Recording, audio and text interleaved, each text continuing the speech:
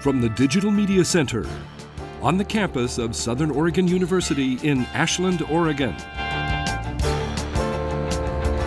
This is Ramping Up Your English, an educational program for intermediate level English language learners. Here's your host for Ramping Up Your English, John Letts.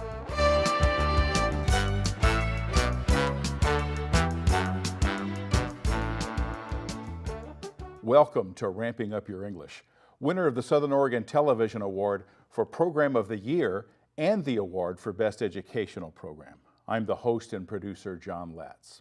Ramping Up Your English is an educational support program for intermediate English learners. It's a program for people from all language backgrounds. Ramping Up Your English is also for people of all ages. If you've already passed the beginning stages of learning English and want to reach higher levels of proficiency, this program is designed to meet your needs. We take a content-based approach to helping you reach higher levels of English proficiency. Our current thematic unit is animals. This is segment 1 of episode 64. In our last episode, we looked at the diets of animals and the trophic levels they inhabit. We learned about food chains and food webs, including those animals that live in the ocean. Well, the ocean is exactly where we're going to focus today. But first, let's see what you remember about where animals fit in those trophic levels. If the animal you choose in your report is a producer, primary consumer, secondary consumer, or decomposer, is it an herbivore, carnivore, or omnivore? Let's watch this incredible video clip. The bald eagle swoops down and seems to effortlessly grab this fish. Its sharp talons have a hold on its next meal. Even the sliminess of the fish scales won't save it now. It's dinner. In slow motion, we see the eagle fly away with the fish, barely visible in its talons. The bald eagle is eating another animal. So what does that make it? An herbivore or a carnivore? Well, if you know the Spanish word carne, which means meat, you might have an advantage here. As a predator of another animal, the bald eagle is easily classified as a carnivore. Now let's think about what helped this eagle gain an advantage over its prey. Bald eagles are famous for their keen eyesight. That allowed it to spot the fish even though it was under the surface of the water. Then there's the razor-sharp talons that allowed it to get a firm grip on that fish. Those keen eyes and those sharp talons are examples of the eagle's physical adaptations.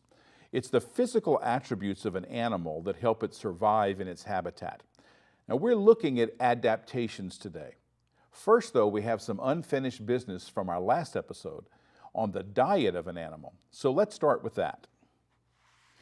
Finding out the diet facts, here are several places in your source of information where you can find facts about the diet of the animal that you're researching. The most obvious is the section entitled Diet, right? That might also be entitled Food, or other areas may not be as obvious. A section of an animal's behavior may describe how it gets its food. Even the section on habitat may identify what the animal eats. A section describing the animal's anatomy may explain why certain physical traits help the animal secure or digest a meal. Now, once you've located the facts about an animal's diet, it's important to know the words that link those facts together. Let's use the example of the bald eagle to illustrate. We know that bald eagles eat fish. There are several ways we can communicate this fact. The words connecting the fact are written in larger letters for emphasis. A bald eagle eats fish. Now, that's a true enough statement, but we can ramp it up to say an important food source for bald eagles is fish. You could turn that sentence around and write, fish is an important food source for bald eagles. Now, bald eagles eat more than just fish. You can communicate that with some important words in your report. The great word also tells the reader or listener that you've added another food source. Now, we can ramp that up with the word additionally in the sentence. Additionally, bald eagles include small mammals and other birds in their predation. Now, you could also say that bald eagles additionally include small animals and other birds as their prey. As for how these birds get their prey, we want to explain what they do to get their meal. We'll stick with the fish example. Think of the video clip we just saw. The bald eagle spots the fish with its keen eyesight and swoops down to grab it with its talons, gripping the fish, and then flying off with it. Of course, that only works with the bald eagle, but it also works with other birds that get fish this way, like this osprey. Let's look at some action words that may describe how your animal may get its food. Now, action words, if your animal's an herbivore, here are some ways it may get its food: grazes, pulls, picks, or munches. More action words. These are ways a predator may get its meal. Stalking an animal is to follow it without being seen. Striking would happen when the predator gets close enough to attack. Some predators jump on their prey, often pulling them down and delivering a fatal bite. An ambush is when a predator predicts the movements of its prey and waits concealed to attack when the prey gets close enough. Outrunning the prey is followed by some of the actions described above, after giving chase to the prey running away to escape. So you'll want to clarify the trophic levels your animal has, describing it as a primary consumer or herbivore, or secondary consumer, and tertiary consumer, which would be a carnivore. Now, if your animal eats dead meat from a kill or other animal, like an accident, it's a decomposer. Just be aware that many carnivores also eat carrion from the kills of another animal. There are two equally correct ways to communicate how your chosen animal gets its food. Using the singular form of your animal's name indicates that you mean all animals. So if you use the singular form, be sure to follow up in singular form. So start with either the word a or the. I prefer to use a. A bald eagle gets, and notice the letter S at the end, its, this keeps it within a singular form, food by, and then describing. Now you may want to use the plural form, more directly meaning all of the animals of this species, all bald eagles. See how the words that follow change when you use the plural form. Bald eagles, now notice the S that makes it plural. Bald eagles get, now notice there's no S on the end of get, their instead of its food by. Now this is called agreement in the grammar world. It's up to you which form you use, but you must be consistent with the form you pick. It gets its food for singular, they get their food for plural.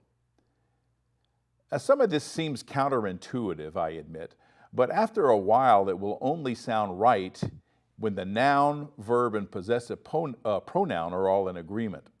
Meanwhile, do the best you can and have a native speaker check out your work if you can.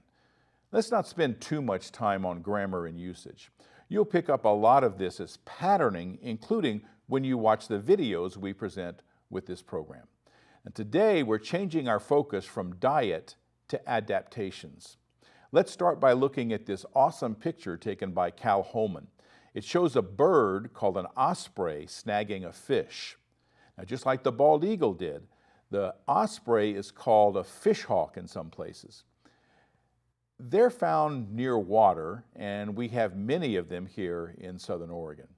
Now, this osprey apparently has a diet similar to a bald eagle, but we're emphasizing the physical traits that allow it to feed itself and its young near these bodies of water, just like bald eagles.